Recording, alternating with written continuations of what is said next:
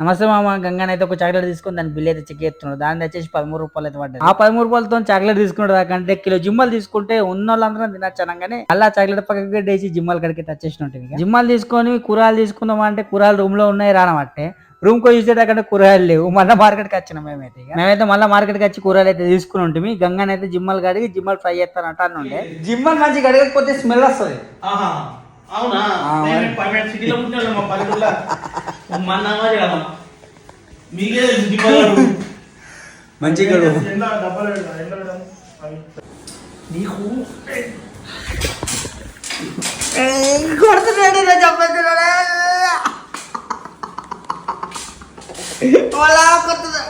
గంగన్న అయితే జిమ్మలు తీసుకొని కిచెన్లకి అయితే పోతున్నాడు ఫ్రై అయ్యేందుకు.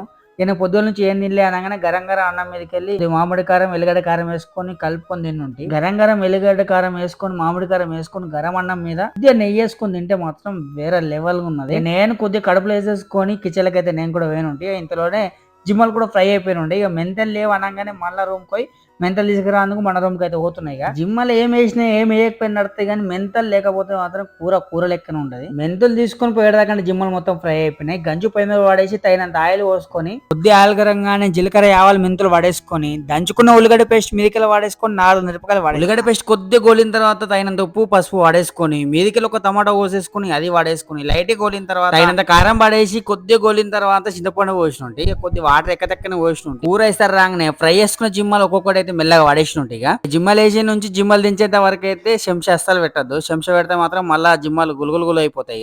ఇక లాస్ట్ లో కూర ఉడకగానే కొత్తిమీర వాడేసుకొని రూమ్ కి అయితే దించుకొని వచ్చేసినట్టు. ఇక అన్నం పెట్టుకుని వచ్చేసిండు. గరం గరం అన్నం మీదకి వెళ్ళి జిమ్మల కూర వేసుకొని తింటే అది మామూలుగా లేదు. అలాగే ఇట్లా వారం ఒక్కసారి మేము కలుతాము. కలిసిన ప్రతిసారి జిమ్మల్ అన్న చికెన్ అన్న మటన్ అన్న మనస్ఫూర్తిగా వండుకొని మనస్ఫూర్తిగా తింటాము. ఈ మూమెంట్ మాత్రం మేము అస్సలు మర్చిపోలేము. కూర మాత్రం వేరే లెవెల్ అయింది.